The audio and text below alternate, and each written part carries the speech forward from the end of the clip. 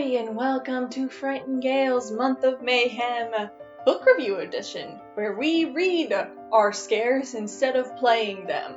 Last time I told you I was going to read Red Heather, a book made by a friend of a friend of a friend, and I did. So this episode is talking about that book. But before we go too far, as per usual, this video is going to be, divided into two sections. At this point, we're going to go from the first section, which is the non-spoiler section, to the spoiler section. So if you're thinking of looking for a new book or possibly interested in reading this, feel free to watch the video up until this point, and then I'll give a brief intermission where you can leave and sign off before I'll move into a spoiler section. Alright? So let's talk about Red Heather. So Red Heather is the story of a girl named Miriam James who is going to a new town, a very small town, has rented a house, she's got a lease on it, and she is gonna live there and start her life over in this place in Michigan, and Grendling, Michigan. And so the story follows her. The house is haunted, clearly, from the get-go, and it's her figuring out why it's haunted, trying to stop the hauntings, get out, and the colorful cast of people she meets in Grendling along the way. So first things first, did I like Red Heather? Yes. Was it good, though? Gonna have to go with no. But I'll explain why a bit. So how can I find a book fun but not good? Well, in short, kind of the same way I feel about fan fiction, which sounds really bad, so let me explain. Fan fiction is something where usually, because everybody has established characters and established, universal rules, and everybody understands the base, what we're talking about. There's a shared assumption of knowledge known, and therefore the writing usually tends to err on the side of less descriptive or less, like a real novel, and more just trying to get straight to the point to the good bits. And those good bits aren't usually things that people are trying to say something big with. They're not trying to, do a giant metaphor for something or use literary tactics and grammar tricks. It's usually just, I had this cool idea, let's use these characters and just throw them into this situation, have fun with it. I feel Red Heather does something fairly similar. If you were to grade it on its writing style and its, not necessarily its grammar and spelling, those are perfectly fine and reasonable for the most part, but just how it overall is put together without what it actually is about, you'd give it, passing grade. It's not anything great. There are bits, there are paragraphs, especially the earlier in the book, the worse it gets. You can kind of tell that the author started to understand and get a more solid sense of what they were writing the further and further they went along. But yeah, in the intro part, there's paragraphs that could easily be cut. There's sentences that should probably be shorter. There are whole ideas and concepts that should really be cut down and eliminated so that it's a more succinct story, a more streamlined process. Something that it shows a little more polish, I guess is the best word. But if you were to look at what's in it, the contents of the book, it's actually quite fun, and it plays around with a lot of different ideas. And, again, because of the lack of polish, a lot of these ideas don't come fully fleshed, and you're kind of well, that was an interesting thing to add, but atop of all the other things that are going on in the story, why did that need to be there also? And yeah, that leads to a more cluttered experience. Again, a good editor or a second rewrite could really chop this down into a more succinct and more focused story, and I think that would do it a lot of good. But that's kind of where I'm coming from with this. It's like fan fiction to me. It reads like it has a lot of fun to it. It has a lot of interesting things going on. Stuff is happening. It's not boring. I didn't want to put it down because I was like, oh, this isn't going anywhere. If I wanted to put it down, it was because I needed to like laugh at some new development that came up that I was just like, oh my gosh, we're adding this into the mix now too. Like, it was a very entertaining read.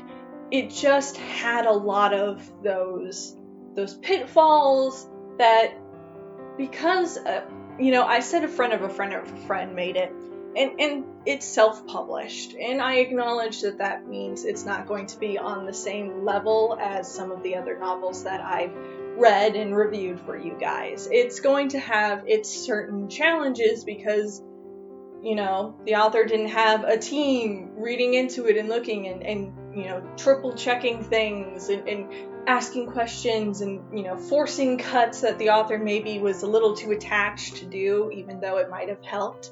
So I want to give it the benefit of the doubt that really, like, had they been allowed or given a good chance to just have someone come in and polish it and like write down, here's all these things, you don't need all this clutter in this book to really focus on what you're going for, because that's a big question for me. I can't really tell what they're going for because there's so much tonally going on. You would think a book like this would be a horror book, and it would be meant to scare you. And at first, that's what it does seem to be trying to do. Especially, it comes in two parts, and the first part is very strictly haunted house sort of ideas. And I think that worked well for it. Again, nothing worked fantastically in this book, but it wasn't a bad setup. But then by part 2, because of some changes that happen in the story, the tone almost becomes a little comedic, and it's kind of hard to tell if it's still attempting to scare me at that point, or if it had just switched to more like almost a different genre in that part. And again, I think it was supposed to stay horror, especially with how the ending works and what they're trying to do with it. It seems like it's trying to be something like slightly psychologically scary, supernaturally scary, that kind of stuff. But it just, because of all these things that have been added, the tone was definitely not scary. It might have been kind of absurd in a way, and I'll explain in the spoiler portion much more thoroughly, but yeah, definitely a tonal shift that makes it really hard to peg down what the goal of this story really was, like what I was supposed to feel at the end of it. I know what I did feel, which was, yeah, that was a pretty funny book. I wasn't scared at all, but I was entertained. So again, kind of hard to tell with tone. So yeah, overall, again, I think it's exciting. I just think it's clearly unpolished. It reads very differently from a properly published novel. And it feels a little elitist to say that. And I hate, like, it makes me feel icky to be like, oh, it's self-published. Ooh, it's so bad. It's not. I don't mean it that way. But what I mean is you can clearly tell that there was effort put into it, there was love put into it, but it was clearly, one person and maybe a couple friends. I don't know what the process was for this book, but it wasn't something where a professional got their hands on it and was able to make some like clear decisions and go through a second or third time to really revise it into a solid work. It reads like maybe second or third draft, and that's not bad. That's actually pretty good. For all intents and purposes, like that's better than what I expected when I picked it up, to be quite honest. So it's not bad. It's just clearly not polished. So with that, usually I would do a rating. A 1 out of 5 stars. I do it for every other book, but that feels unnecessary and cruel. For one, this book isn't even in the same price range. I believe it's like $5 as an ebook. And with that in mind, it's self-published, it's a really low price if you're going to read it. I don't feel like putting it on the same scale as something that's trying to get $20 out of you to read it and trying to win awards and bestsellers. That seems cruel and pointless. So I'm just going to say that if you want something interesting and spooky for this holiday, this Halloween season, this is a decent read. Don't expect the greatest book you've ever read. It's not going to be the next Stephen King, but it will provide some entertainment, and for its low price, it might be just an easy read that's not going to be too horrific for anyone who's looking for something just simple to read before Halloween's over. So, with that, I'll conclude my non-spoiler section. Next time, we will be reading Anna Dressed in Blood. It won't be in time for the rest of the month of Mayhem. This was the only book review scheduled, but Darling really, likes this book and has been encouraging me to read it, especially since it has kind of similar topics to Red Heather. So I'm going to give it a shot. I also have its sequel, Girl of Nightmares. Yeah, got both. So I'll be reading them. Maybe I'll do a 2-for-1-er. Should you read the entire series? Should you not? I don't know. I'll decide later. But yeah, if you guys are reading along or would like to read along, this is my next book review. So look forward to that in the coming weeks. Anyway, thank you so much for watching up until this point. If you're leaving now so you don't get spoiled, thank you. I'll see you later. Yeah. Bye-bye. We interrupt your brief intermission to bring you Through the Woods, a story by Emily Carroll. I don't usually do multiple books in one book review, but this was a short, more comic-style book, and I thought, especially considering the Halloween spirit, the holidays going on, the spooky feels everybody wants, if you find a book like this in your library, or, I don't expect that they cost terribly much, but books like this are great to celebrate the holidays with. Little comics that have a spooky feel, beautiful art styles, telling, almost folktale-like stories. It really, if you can find this one, I really enjoyed the stories in this one, but if you find a similar book, one that's just more folktales that are told with, interesting art to go along with them, I think those are great for the holidays. So shout out to Through the Woods and any other stories that are like it. They're great little short reads for the holiday season. Continuing your intermission.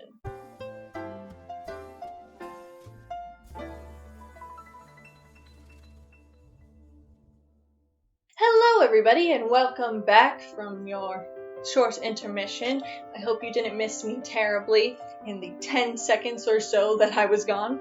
Anyway, welcome back to the spoiler section for Red Heather. Let's get into the nitty-gritty. First off, I gotta talk about Miri for short.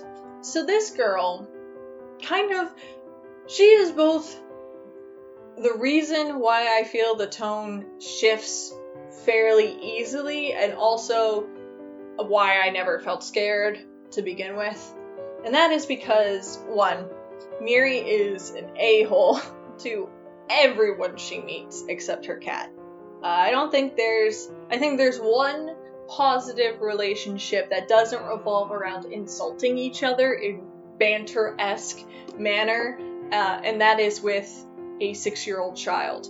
So, Miri's not a great person. She's likable enough that you're willing to follow her, but yeah, especially when her best friend calls and she's like, my house is haunted, take my cat, I'm having a meltdown, and he's like, come to my place in several states away, let's just chill, and she's like, nah, can't do that, and he's just like, well, what the frick am I supposed to do then as your best friend? What other advice can I give you other than get out of the haunted house? And she's still a dick to him after that. It kind of like, you kind of realize the main character's not all that nice. Maybe kind of deserves the haunting she's getting. But to be fair, she at least has a lot of personality in the sense that she's a little bit of a mean person. A lot of the other characters are kind of one-two note. No one gets a lot of time, I guess, out of the book, which is really weird to say because, like, at least 2 or 3 characters get to say a lot of lines. It's just they're all kind of on the same wavelength. She meets his best friend, what's her name? Estelle, I think is her name. She's in a majority of the second half, but she's just also a kind of mean person, but who believes in, like, the hauntings and ghosts and stuff, which is why they have a friendship. But that's really it. You never learn anything more about her or why she believes in the hauntings, why she's interested. Is it just for a scoop for her journalist job, or did she have an encounter? You don't know anything about her. You just kind of get told, hey, she's her friend, she believes her, and they have mean banter back and forth. But that's just how they talk, girl talk, So, yeah, not a lot of development for anyone in this book. Again, one of those polished things that if a real editor or someone who was, like, highly critical had gone through this first, might have been able to lean the author to write more character into the characters. Miri also isn't that smart. And really, there's one example that I'm going to give because I could talk all day about how stupid characters could get and how to fix them and that kind of stuff. But the example I'm going to give for why Miri is 100% confirmed an idiot is that she has a haunting event, okay? Really big, scary haunting event. End climax of part 1. The ghost is literally crawls out of her laptop, goo goes over it that permanently damages the laptop, so, like, it's physical. All the windows, all the glass in the house gets blown out. And then after that haunting event, another ghost, a second ghost, because there are multiple ghosts in this house. There's 3 ghosts, okay? The second ghost shows up, and it turns out this guy named Jonah. And he's your friendly ghost, like Casper the Friendly Ghost, except he's also a bit of a dick and tries to pretend to be British. So he's there now too. And so she's in this house that has broken glass, no windows, was confirmed haunted, she's now seeing a ghost just walking around her, like, kitchen. Like, he's now not even pretending to not exist there. He's just walking around the premises and sitting on her couch and, like, pretending to drink her coffee. Like, he's actively being seen now. And she goes and she talks to this woman, her neighbor, who has this 6-year-old child and a newborn. And they get to talking, and the neighbor goes, hey, it's been a while since me and my husband have had a date night. I want to go to Chicago. From Michigan. They're in Michigan. So I want to go to Chicago and do an overnight, date night with my husband. Can you watch my kids for me at your house? Now, given the information I have given to you, is the correct answer A, sure, I'll take your kids to my haunted and windowless house that will most definitely end up with either scarring, kidnapping, or one of them getting incredibly hurt?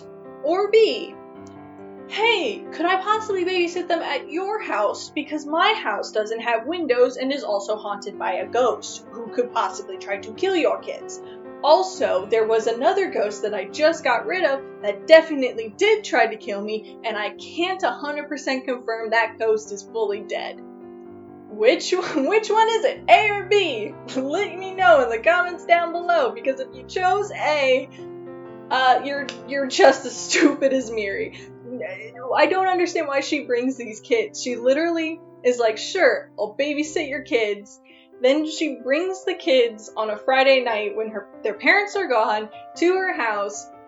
Jonah the ghost is right there. He is there for it. Like, the little girl knows Jonah, because obviously little kids can always see ghosts, and also it's another plot thing that never gets resolved.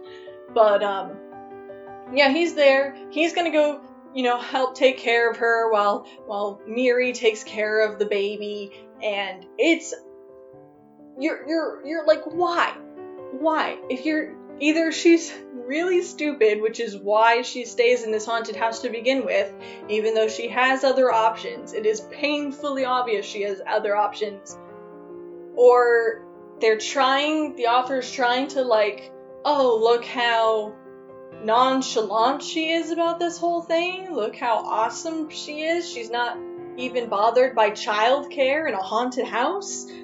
I don't know what that's going for, but all it makes me do is laugh at the absurdity of the situation of, babysitting in a haunted house with my ghost buddy, my ghost roommate. It's not scary at all. And then think how stupid that is in real life, and how in real life, if my house suddenly had all the windows blown out, I would be gone. I would not stay in a house that suddenly had all its windows blown out from a haunted event. But let's stop talking about Mary. Let's talk about all the over-bloated stuff that I couldn't mention before. So, a lot of stuff is just thrown at you, but never resolved. So, in the first chapter, there's just an easy example of a paragraph about her best friend's fiance / girlfriend. I don't know. I can't remember how close they were to getting married. Whatever. Girlfriend. It goes for a whole paragraph about this girlfriend. She shows up once in the book, just once, to help pick up her cat, because the cat's freaking out about a haunted house, as any normal creature should. And she's perfectly nice, takes the cat with the best friend, and they're never seen or talked about, basically, for the rest of the book. He calls once, they get in another argument, because that's how best friends talk, is through arguments in this book. And that's it.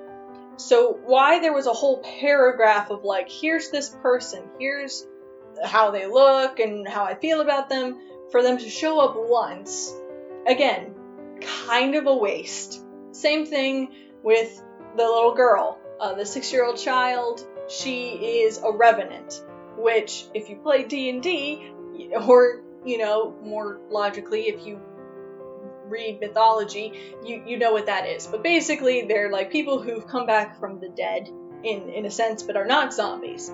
And so this little girl was a revenant. Jonah saved her life when she was a baby. She was dead for 6 seconds or something like that, and he brought her back because she was a baby and she was cute or something. And they mention this like it's an idea, a concept that's going to be built upon. But it never comes up. They're just oh, she's a revenant. She can see ghosts because of that. That's why. Great. Nothing else. It doesn't influence the climax. It doesn't influence any of the other ghosts. It's just, she's a revenant. We need to exposit this information and then never deal with it ever again, which is really strange. Same thing kind of with Miri. Jonah talks about, he's oh, I wonder why you can see ghosts. And it's building up to, maybe she had died and come back. Maybe she's a revenant and she doesn't know it. And that's going to be something that comes up. I mean, she has this deep, dark backstory that the author refuses to tell you, anything other than little snippets for the first, half of the book. But by the end of the book, it just comes out, oh, my old fiance, the reason I moved, my deep, dark, troubling past, and the reason I can't, emote with everybody properly is because my old fiance was having an affair with an intern. And that's it. And I needed to get away. And that's such a boring secret. And it comes out totally anticlimactically. The first half of the book, she's hiding it. She's not telling people. People are her best friend's avoiding talking about it. He's just talking about the thing that happened. They're treating it like it matters. And then towards the end, her new best friend Estelle is hey, Why did you move to Gridling? I don't even know. And she's just like, oh yeah, my dick of a fiance, screwed his intern on on our soon-to-be maritable bed. So I jumped ship and now I'm here in Gridling. Why I needed to move here, of all places. Whatever. Plot. So it's like another thing that was thrown in there, but never resolves. And it's kind of like, you could have cut that out. You could have just said, at the beginning, hey, my fiance cheated on me, I need to move on. And everybody would have understood. It's not that big a deal. It wasn't like a horrifying secret. It was just, my fiance cheated on me. Lots of people have that happen. I haven't had that happen. Right, darling? Of course, dear. But the ideas go both ways. Some of them detract, and they're like, okay, that was not as important and really shouldn't have been in this story. And there are also some ideas that were really cool and I really liked, but also were just bloating all the ideas that were already in the story and making it so that you can't focus on anything. And that comes around in chapter 29. I'm going to show you chapter 29. This page right here is chapter 29. So is this page. This is also chapter 29. This is also chapter 29. This is also chapter 29. It's a really cool concept and idea. Like I said in my never-ending story review, I love when people play with the mediums that they're telling a story with and using that either in a meta way or to kind of create this cool concept, really understanding the medium and flipping it on its head creatively. I love that in a story.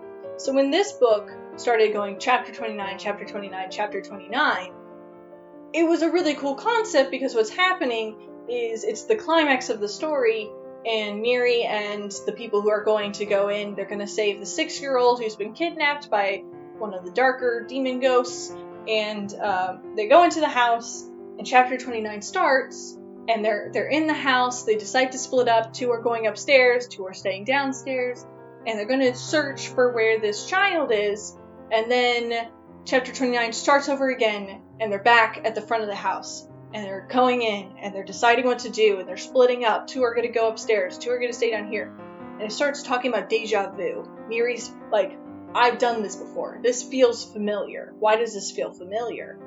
And so the rest of chapter 29's, all of them, is her going through a loop of that same time period, but different things change, interesting stuff happens with the house, she feels interesting, feelings like she wants to pull the trigger of a gun towards an empty space, but she doesn't know why she feels this need to pull the trigger.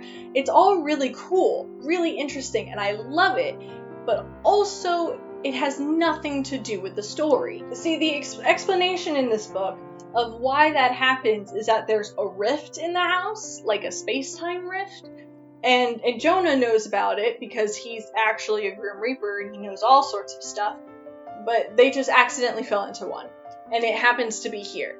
But it has nothing to do with the ghost that the climax is dealing with, and it has nothing to do with Jonah or Mary or anyone. It's just a random rift that happened to be in the house at that time. And they don't, solve it or anything. There's no, oh, we have to get over it using our wits or with an item we found earlier. It's just Jonah needs time to fix it on his end, so then when Miri comes out of the loop, the 4th or 5th time, he's there oh, sorry, you got caught in a time loop. My bad. What? Yeah, I should have known. Also, all your other friends are, dead or totally traumatized by this loop. So, it's ultimately pointless. It's a really cool segment. It would be really cool in a book that had to do with, time rifts or anything to do with space, time, continuum, travel, anything. But not about ghosts that are just doing normal ghost stuff. And then, literally, after that, it never comes up again. They never deal with it. It's not like it's explained why it was there all of a sudden. It was just, it's there, Jonah fixed it, it was a cool, 6-7 pages of, time loopy shenanigans, let's move on to the next thing. And I think that's kind of the idea I want to end this review on, is that knowing what to keep and what to lose is so vitally important to the writing process. And I understand that people watching this are more watching this to like, oh, should I read it or not necessarily looking for writing tips. But I think it's something to understand and to kind of either appreciate in a work or to, critique in a work. And that is that you can have a story that has so many good ideas that could work in the story, but trying to make them all work is detrimental to the whole piece. And that's kind of this work's biggest problem. It's not that it was self-published. It's not that it didn't get a good, editor to go through and cut, and had they had that, it would have been perfect. I think the biggest weakness of this book is that there were so many things it felt that this author wanted to shove into this story. 3 different types of ghosts, all with different powers, different, how they interacted with Miri. So many best friends and plot ties. Her mom is a conversation once, but she talks about her parents like they're the worst things in the world for like the good first half and then never again. Another plot thread that's just there and then gone.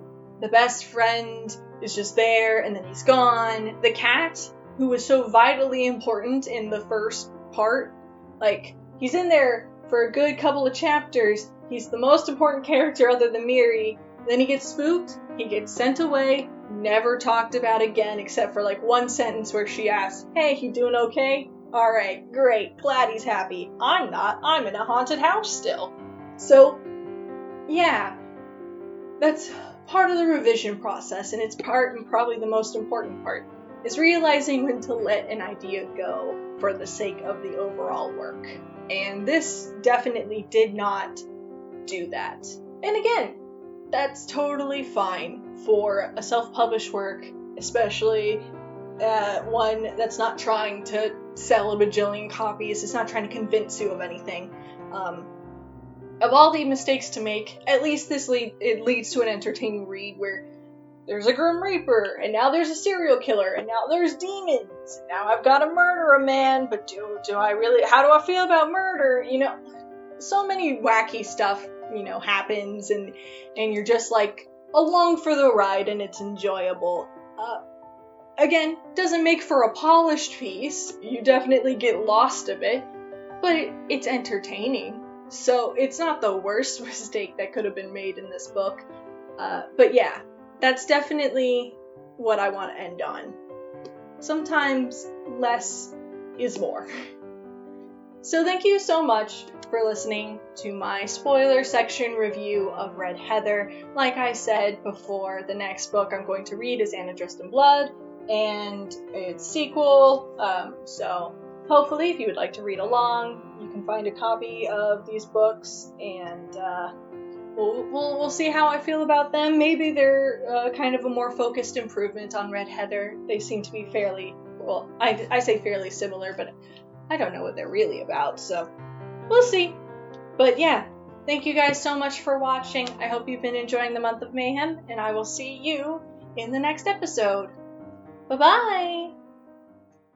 Hi there, it's the end of the video, my friend. Hit the bell if it was okay, I'm sure I'll make good content someday. I'll play some games or do some drawing, Pokemon and fights with darling, video essays and reviews. I couldn't do it without you, so thanks, like and subscribe.